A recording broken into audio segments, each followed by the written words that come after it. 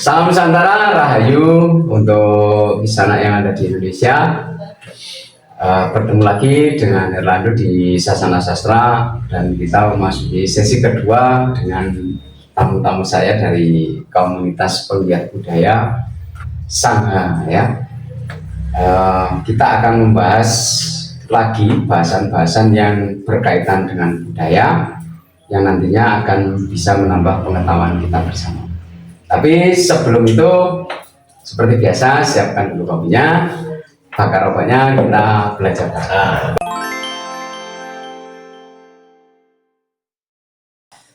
Baik, di sana semua kita akan membahas seputar budaya lagi yang mungkin dari rekan-rekan Sangha ini, ya, komunitas Sangha yang ada di Malang, mungkin juga akan membagi wawasannya seperti itu. Monggo, ini yang kita bahas apa ini enaknya? Ini Mas, Oke. dari tadi kita di sini aja ya. Ya. Itu di depan kait lancar keris. Oh iya, monggo. Dari tadi saya fokusnya di sini aja. Oke. Properti ini ya. Lah. Wah. Ya. Waduh. Nah, gini Mas. Saya itu pingin kita itu bahas ini juga. Setiap suruhan ya kan, setiap suruhan itu pasti ada kata-kata jamasan itu ya. yang kita jamasan itu. Oke. Barangkali kita di sini bisa bahas masalah jamasan keris. Soalnya banyak sing juga orang-orang sing penasaran jamasan itu. Ya kalau mungkin kaum ibaratnya kita orang-orang Jawa, orang-orang yang tahu, tapi yang lain jamas itu apa? Jamasan itu apa? Mek krungu tok jamasan paling yo terus sing diubah. Karena kasarannya kayak gitu. Kasarannya kayak gitu. Nah, mungkin Mas Heri bisa jelaskan jamasan. Ya. Biasanya kan di bulan Suro itu kan ya. Betul sekali. Di bulan Suro kita mengenal yang namanya giat jamasan ya. Ya, jamasan. Nah, jamasan ini memang secara kata dijamas itu dikramasi gitu, ya kan, kramas atau dimandikan.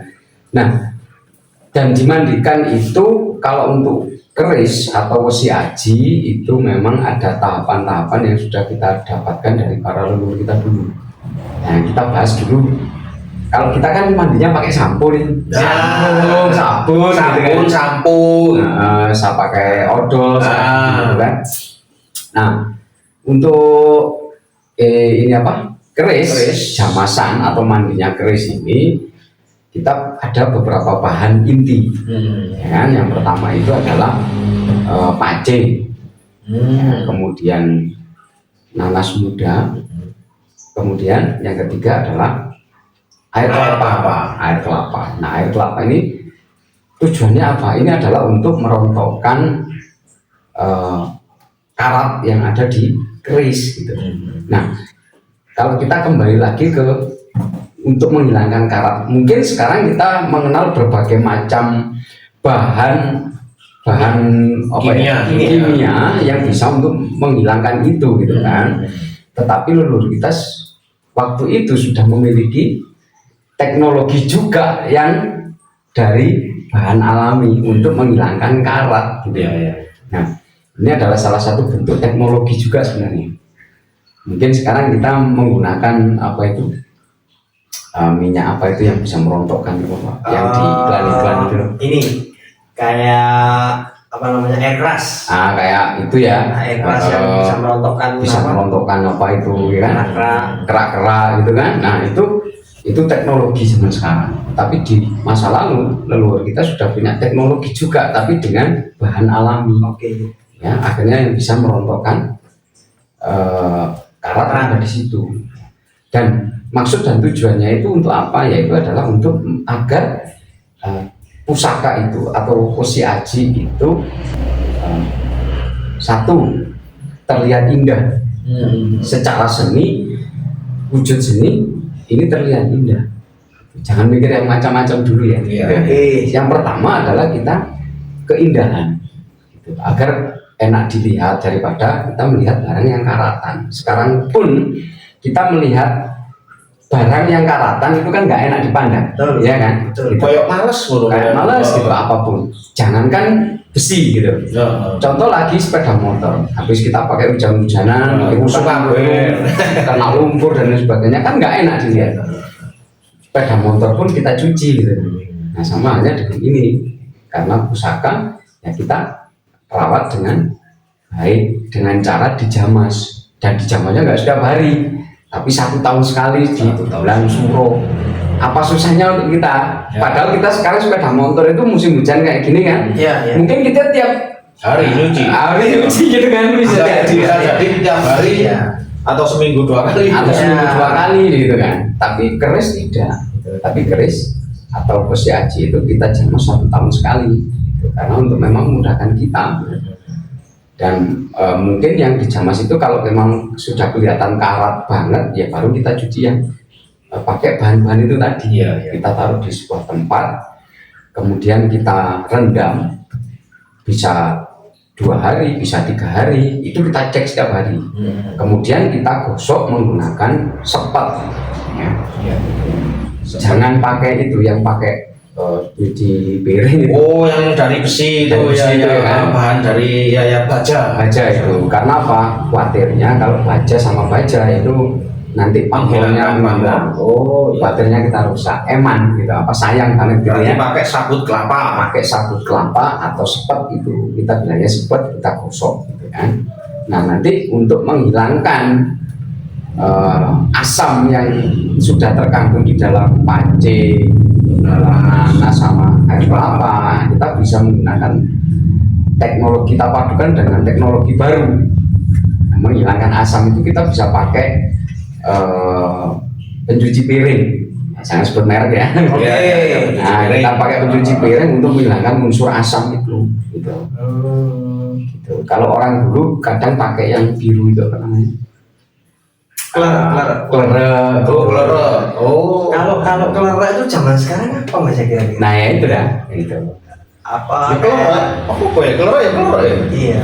Terus yang biru itu loh, apa sih namanya itu ya? Kok saya lupa itu dulu waktu kita mungkin masih kecil itu banyak orang-orang tua Cubat, kita. cubat. Bukan, Oh, bukan. itu juga bahan kimia tapi untuk nyuci baju. Oh. Zaman dulu sebelum iya. mungkin kita mengenal merek-merek sekarang. Iya, iya, iya. Nah, kalau sekarang kita dipermudah pakai aja pencuci piring itu yang halus kan. Nah, itu Iya. untuk menghilangkan unsur asam yang ada, untuk menghilangkan unsur asam yang hasil itu tadi, hasil perendaman. Baru setelah itu kalau unsur asamnya sudah hilang dan sudah tidak terlihat karatnya lagi, baru bisa kita warang. Ya, itu bahasanya diputihkan. Diputihkan. Warang itu berarti diputihkan. Bukan, yang diputihkan itu ketika kita rendam itu kita memutihkan. Oh. Nah, jadi akhirnya besinya itu kelihatan putih, warna hitam pusaka itu baru kelihatan. Nah itu Pamor yang juga ya. iya. Oh, kayak gini Mas ya. Ya. Ini kan kelihatan pamornya ini. Nah ini kalau kita rendam itu unsur hitamnya agak menghilang, agak ya bukan Oh, hilang. iya, iya. Baru nanti ketika kita masukkan ke warang itu baru kita nanti akan memunculkan pamornya. Pamor tadi Pamor ya. yang berwarna hitam, putih, Iya. semua itu kelihatan semua. Nah itu yang dimaksud dengan kita menjamas, gitu. Kita merawat. Intinya kita merawat, ibaratnya merawat apa ya, warisan budaya dari leluhur kita. Betul sekali. Ini kan warisan. ini kan memang warisan leluhur kita Betul sekali. yang banyak sekali diaku-aku oleh Negara lain Banyak sekali. banyak sekali. Sebenarnya memang warisan leluhur kita. Betul sekali. Terus kalau boleh saya tanya nih Mas, Oke boleh.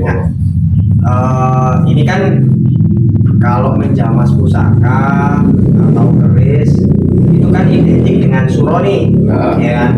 Tapi ini ada tapinya. Misal nih kita baru dapat, misalnya kita baru dapat entah itu dikasih orang Oke. atau kita mungkin memahari dari orang gitu. Betul. Terus kondisinya itu kurang bagus nih. Nah, bisa nggak sih kita nggak harus menunggu pas di Papuro? Oke. Mungkin ada ini ya apa istilahnya, ada penjelasan sendiri. Kalau kalau misalkan nggak harus apa, kalau misalkan dikerjakan di suro apa efeknya? Oke, gitu. Kalau dikerjakan di suro apa efeknya? Gitu. Kalau- Ini kan kalau ini kan hari-hari yang biasa berkembang di efeknya masyarakat apa? nih, gitu. Iya. Soalnya kan Betul kalau sekali. kalau masyarakat yang luas ini kan biasanya wah ini mengandung unsur ABCD-nya. Nah, itu. Betul sekali ya. Gini Mas, pertanyaannya bagus sekali karena gini ya.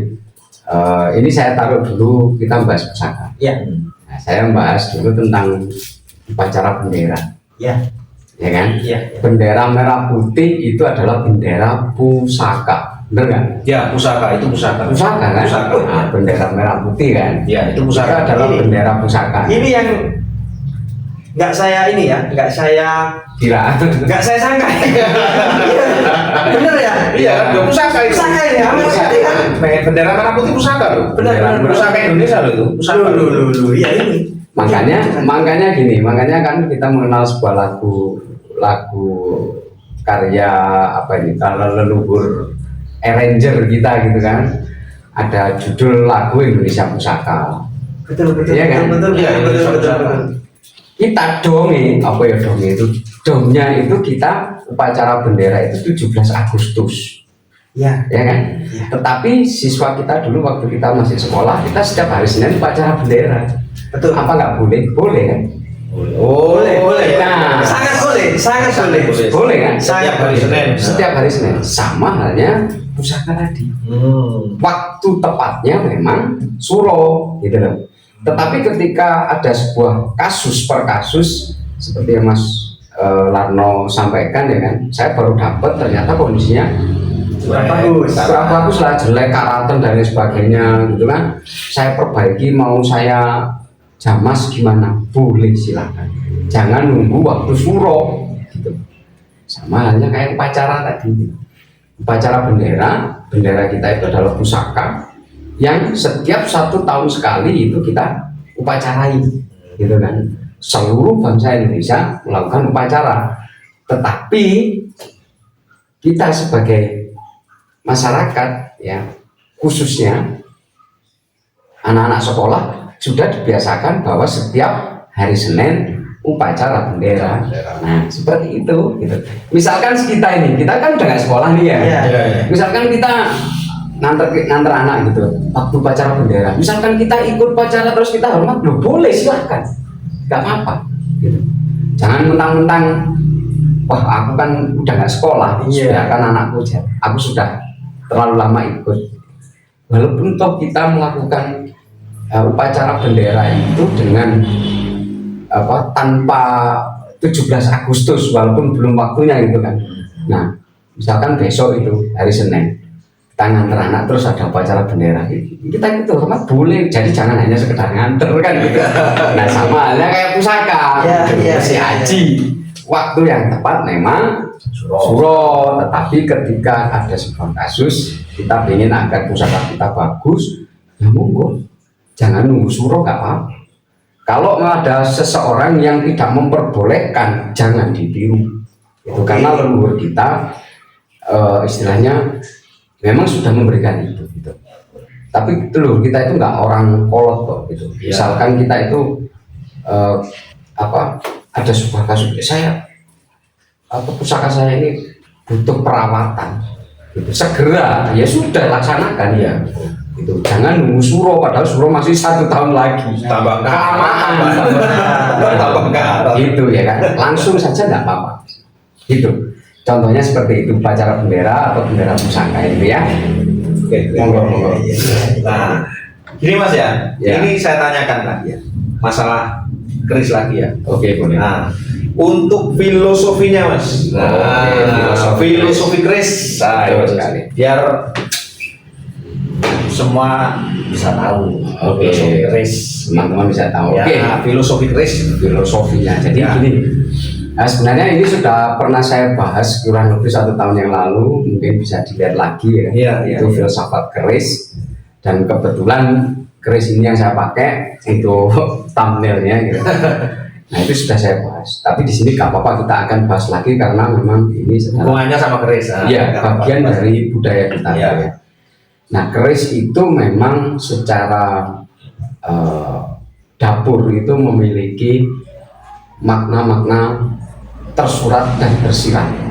Itu. Ketika orang tidak tahu, akhirnya hanya mengandalkan spiritualnya saja. Spiritualnya saja ini yang saya maksud adalah orang hanya berfokus pada yoni katanya. Yoni. Ya, Oh, keris ini ono yoni nih, gitu kan. Oke. Ada yoninya keris.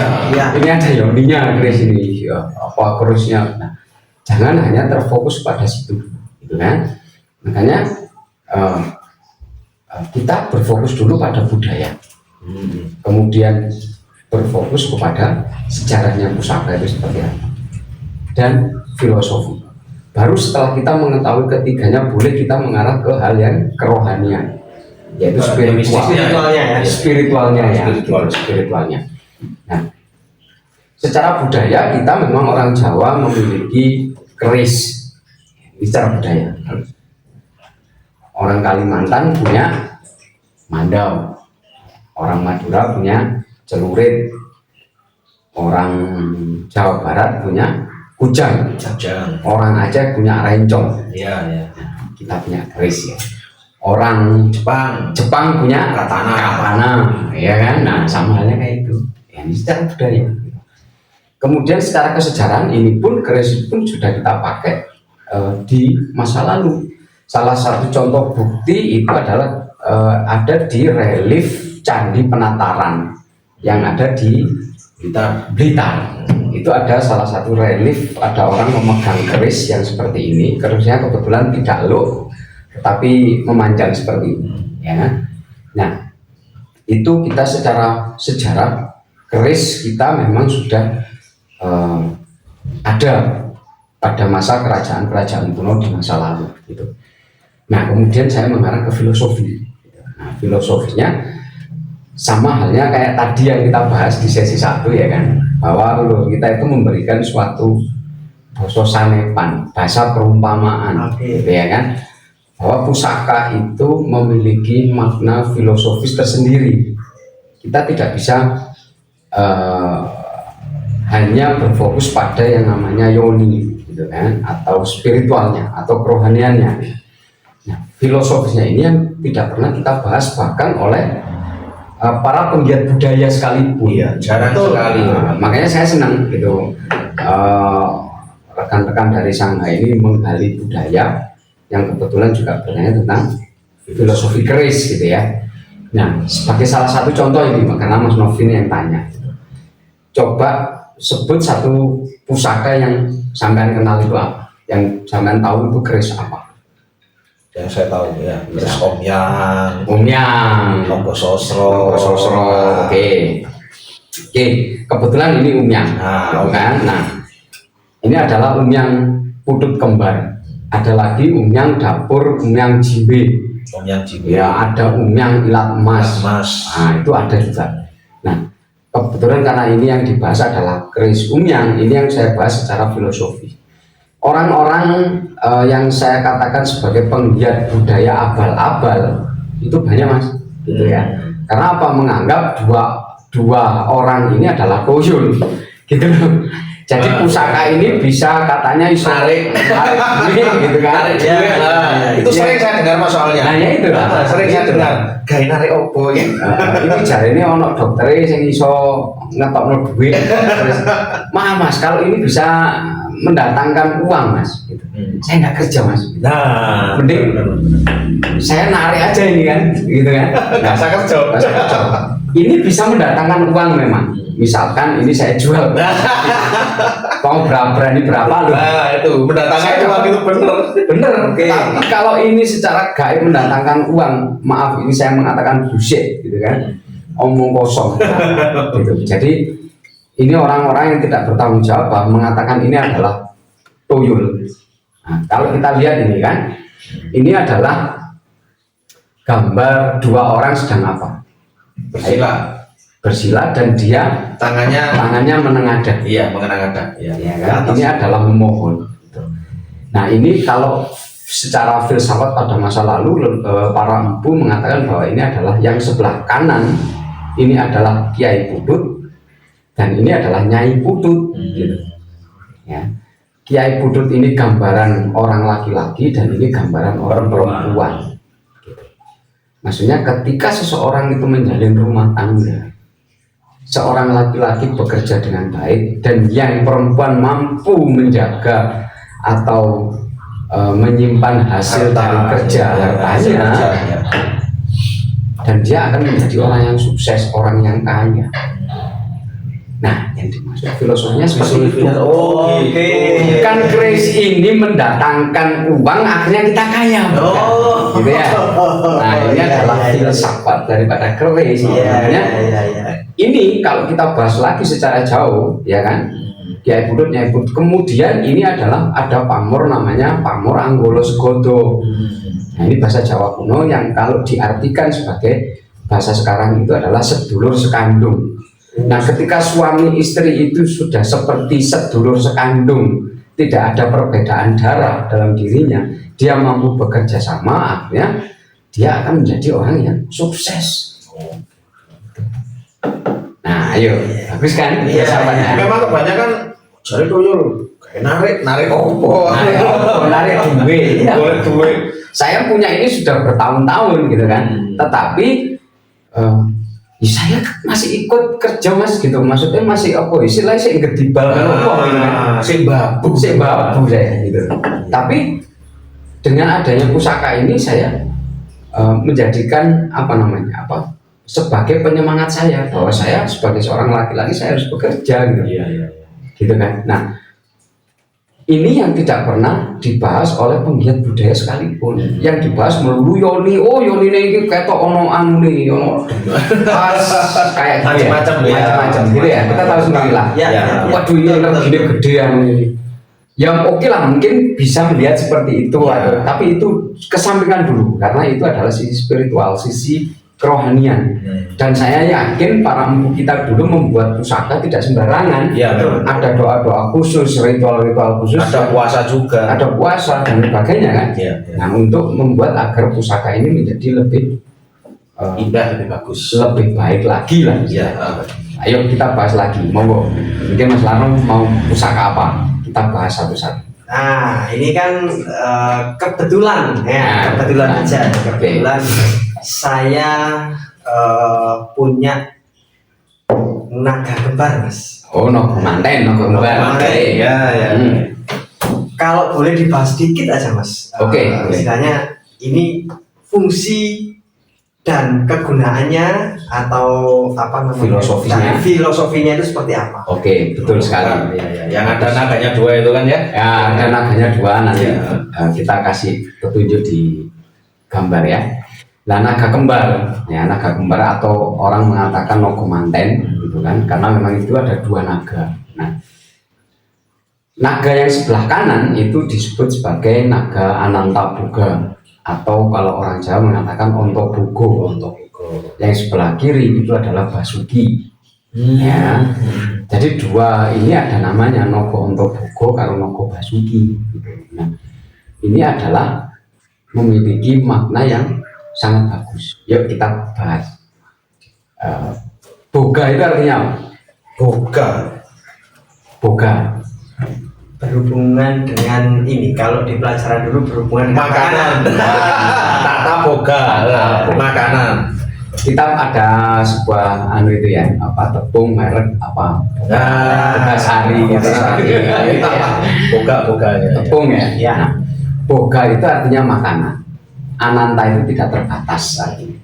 Anta itu kan kalau orang Jawa mengatakan onto, padahal itu adalah dalam bahasa Sanskerta artinya adalah ananta. Ananta itu artinya tidak terbatas. Boga itu adalah makanan yang tidak terbatas. Kemudian Basuki itu artinya apa? Kita mungkin pernah dengar kan orang namanya Basuki mau dibuat kan? Basuki mau beol. Basuki itu artinya makmur. Makanya ukoro jer Basuki mau beyo. Kalau orang pengen makmur dia harus berusaha. Beyo itu bukan biaya duit ya, tapi usaha. Jadi keris naga kembar atau naga manten itu diartikan, disimbolkan ketika seseorang itu tidak kekurangan sandang pangan, itulah tandanya orang makmur. Makanya keris itu Mas Larno punya keris nogo kembar gitu kan. Nah, entah itu tumbak, entah itu keris ya, karena terserah punya yang bikin ya kan. Iya. Kita hanya dapat gitu kan. Iya. Nah, nogo kembar ya, hampir sama kayak inilah. Iya. Ibaratnya seperti itu. Nah, akhirnya ini adalah sebuah penanda untuk Mas Larno bahwa ketika Mas Larno ingin tidak kekurangan sandang pangan dan ingin makmur, harus ngapain? Bekerja. Kerja. Gitu Filosofinya. jadi ini penyemangat kita. Oh iya, saya diingatkan oleh Pusaka bahwa seseorang yang ingin tidak kekurangan sandang pangan, berkecukupan dan pengen makmur, jadi dia harus melakukan kerja. Iya. Nah, ibaratnya itu ya. Iya.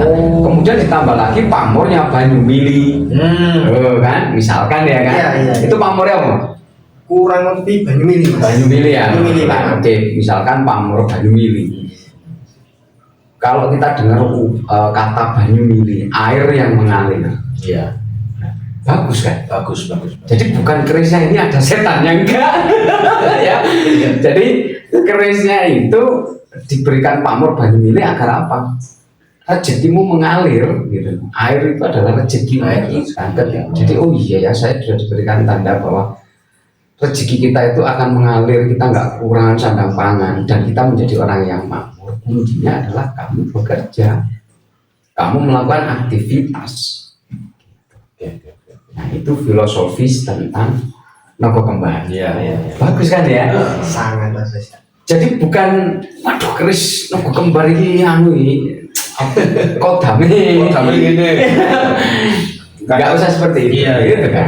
Ini ya, istilahnya kalau saya pernah melihat itu ada di simbolnya TNI ya, Mas. Iya, di TNI. Oh iya ada ya. Iya. Ada. Kalau nggak salah ya, Memang ada. kalau nggak salah itu saya pernah lihat di simbolnya di Patungnya juga ya, ada di ya? depannya kayak rumah dinas. Iya. gitu. Oh iya memang.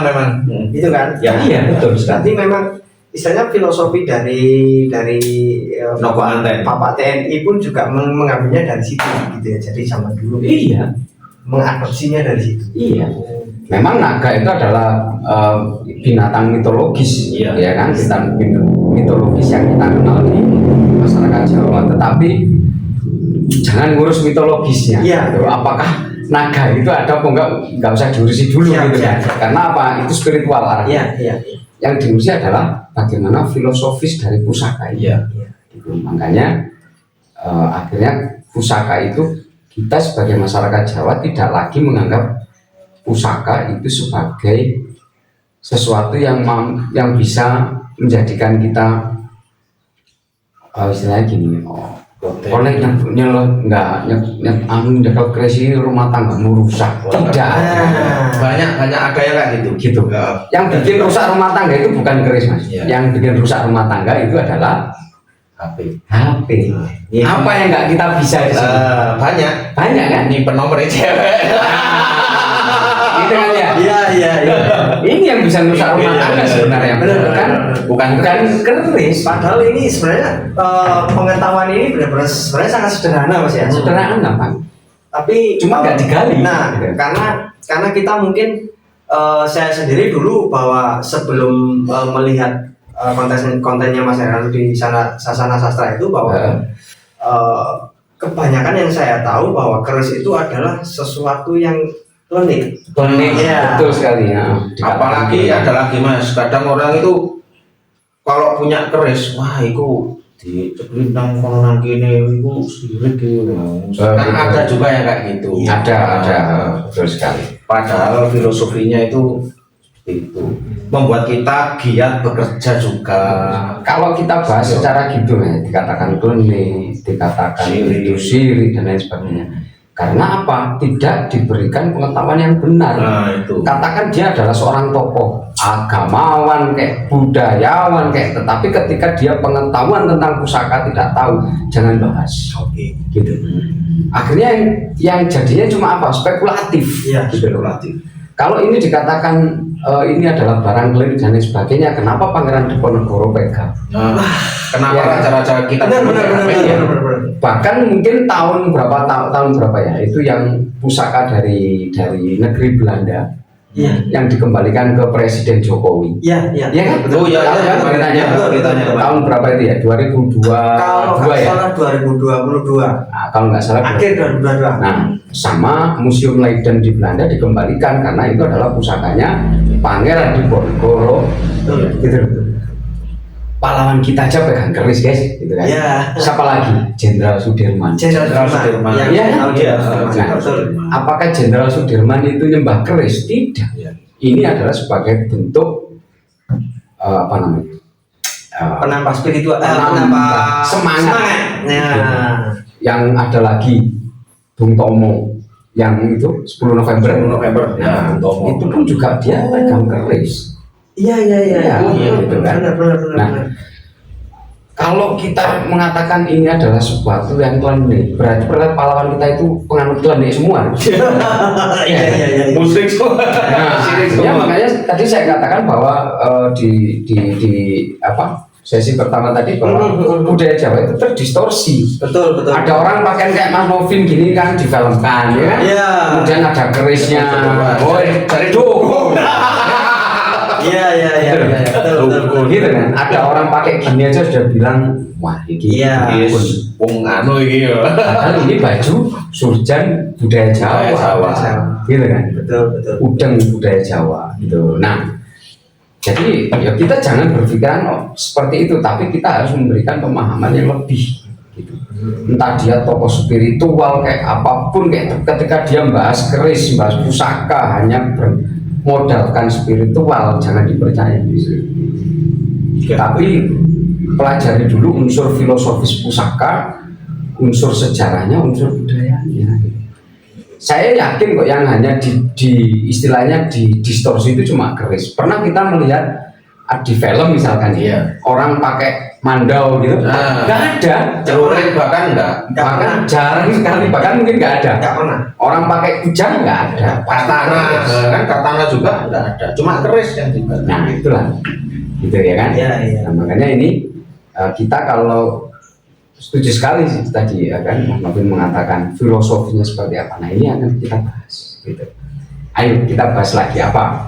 Ini Mas. Yang- Ini kan istilahnya kalau waktu pertama apa namanya kontennya Mas Heraldo dulu kan awalnya masih istilahnya membahas dari satu sisi aja nih. Oke. Kalau menurut saya ya. Oke. Kalau sekarang kan berkesempatan langsung berbicara nih sama Oke, Mas Heraldo. betul. Nah, jadi gini, ketika keris kita memiliki sebuah keris atau pusaka, nah itu ada istilahnya cocok nggak sih buat kita? Oke. Oh iya paham.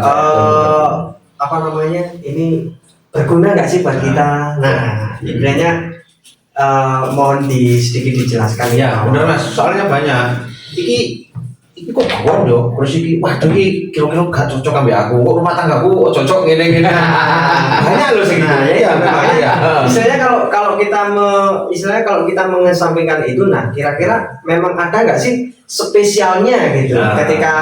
Ketika saya jadi pengusaha nih misalkan Oke, harus betul. pegang apa gitu misalnya. Itu ibaratnya berarti larinya ke rohaniannya, ke spiritualnya ya. Gitu. Berarti Gini, gitu ya. Gini Mas, itu pun sebenarnya masih secara filosofis juga, gitu ya. Karena gini, memang empu dulu bikin pusaka itu tidak sembarangan asal bikin, gitu ya. Oke. Yuk kita kembali ke sejarah. Gitu. Kenaro itu pesan sebuah keris ke Empu Gandring. Nah, Empu Gandring ini harus tahu latar belakangnya Kenaro.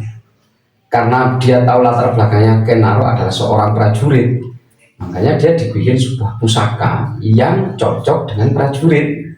Satu cocoknya itu dari mana? Satu mungkin dari penempaan, dari unsur besinya lebih kuat. Kalau bagaimana kalau dipakai untuk berperang itu istilahnya coro di tangan nggak kesel. Oh iya. Kan? Terus nggak patah juga. Nggak patah, gampang patah juga. Jadi unsur besinya seperti apa ini diperhitungkan.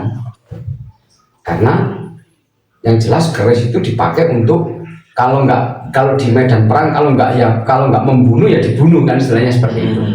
Nah kebetulan karena Kenaro itu pesannya karena ada tujuan tertentu ya kan, akhirnya sampai terjadi sebuah tragedi kan. Tragedi. Nah, tragedi itu gak saya bahas dulu ya. Iya, iya. Tapi yang jelas ini saya memberikan contoh bahwa para empu itu kalau membuat itu melihat latar belakang.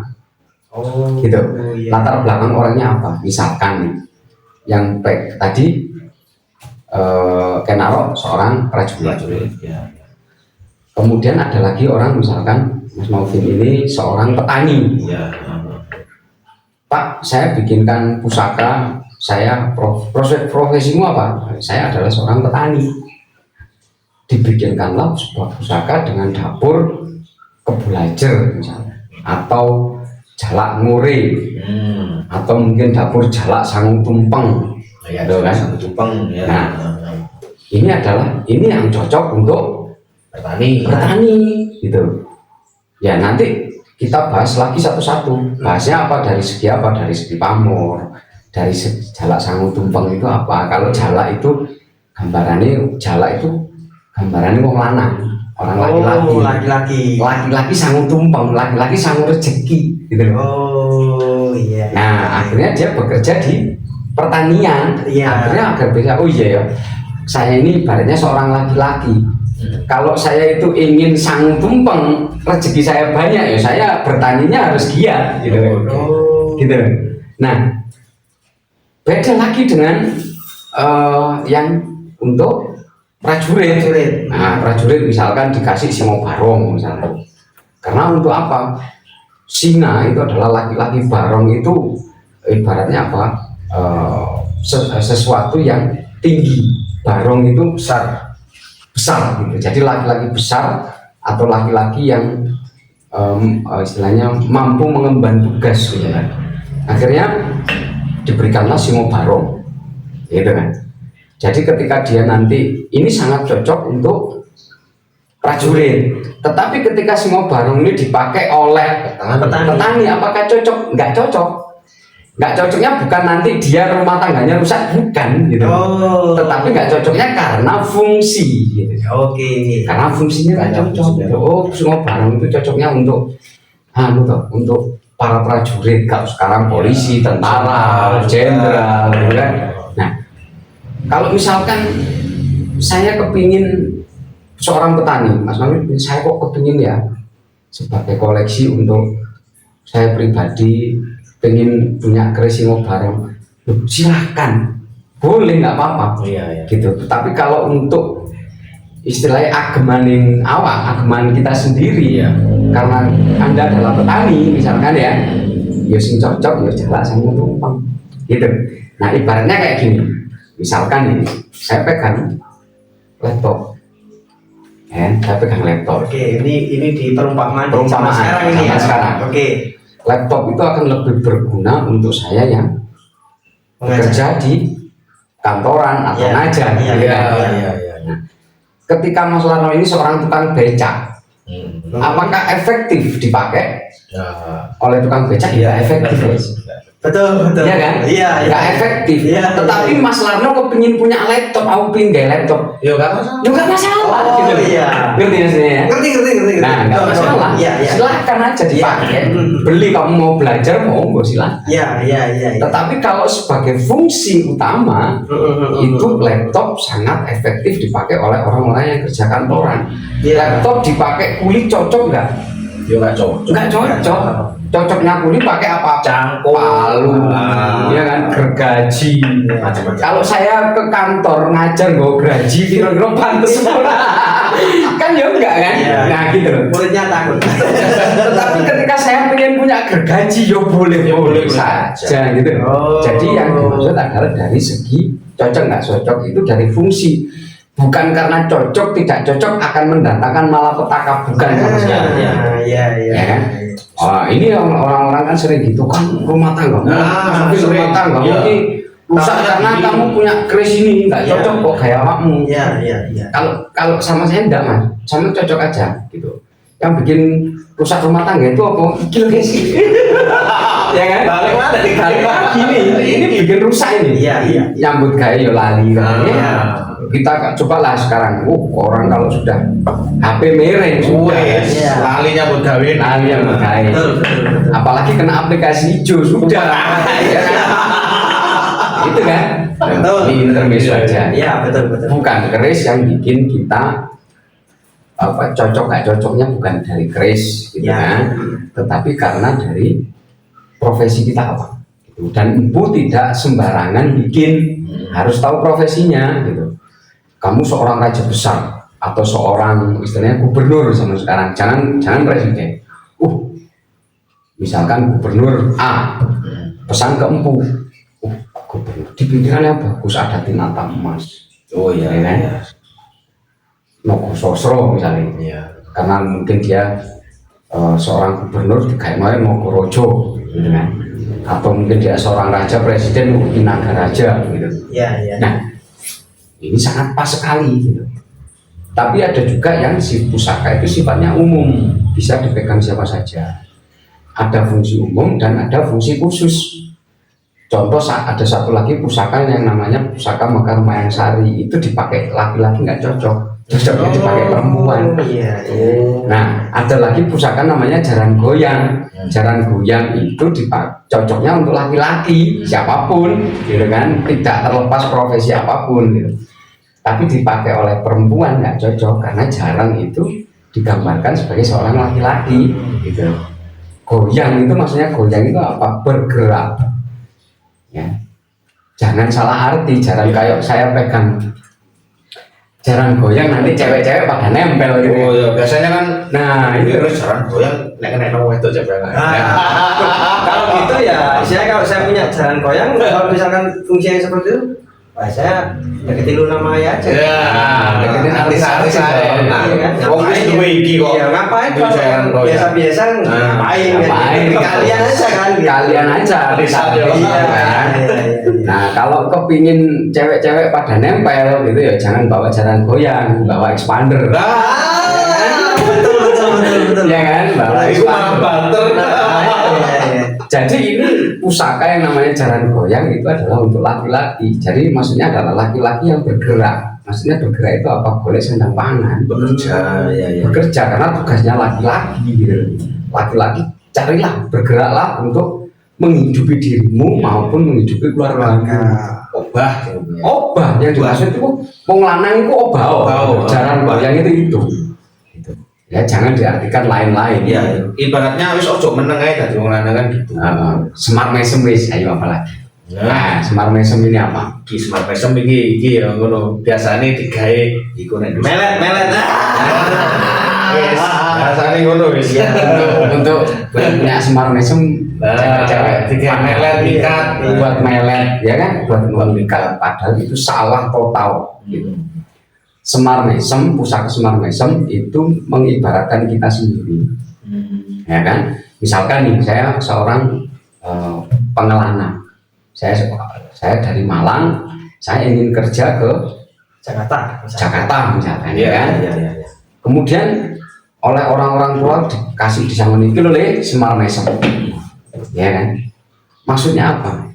Bukan berarti kita itu disangoni biar orang-orang itu apa cewek-cewek terpikat sama saya, tidak, gitu kan? Tetapi semar mesem itu adalah sebuah penanda bahwa walaupun semar itu gini, semar itu kan orang tua, potongnya lemu, endek, elek, kalau gampangan kan gitu. Tapi dia dalam kondisi mesem atau tersenyum, selalu tersenyum. Maksudnya adalah sejelek apapun kamu, kamu memiliki kekurangan apapun kamu, ketika kamu ramah sama orang, kamu selalu tersenyum sama orang akan baik sama kamu. Jadi kita di parani wong ado, kita karena kita jauh, kerja jauh gitu kan, kita selalu diingatkan oleh sebuah pusaka bahwa kita itu harus selalu ramah sama orang, apalagi saya pendatang, gitu kan. Iya. Sopan santun. Oh iya, saya menempatkan diri. Tepos lirone digawe. Oh iya, saya harus baik sama orang, saya harus selalu tersenyum sama orang. Coba bayangkan gini, saya pendatang, kemudian saya sakar PDW di kampung misalnya, atau di orang akan memuji saya, benar nggak? Betul. Tapi saya diingatkan oleh sebuah pusaka yang saya bawa, namanya pusaka semar mesem. Ini adalah sebagai pengingat. Ojo lali semar mesem. Maksudnya jangan lupa dengan semar mesem apa?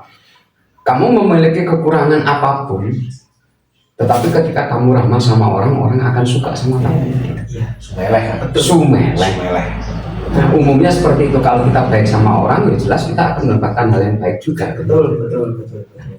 Bukan siapapun yang pegang semar mesem, misalkan cewek yang pegang semar mesem, cowok-cowok bodoh kantil gitu kan. Atau kita Terus ya sering saya mesti semar mesem dibagi mikat. Wah, bukan, maksudnya semua orang terpikat sama kita dengan apa? Terpikat karena keramah tamahan kita. Oh iya. Karena kebaikan kita. Oh, nang mantapin kalau wongnya hati, kelak ditulungi kan.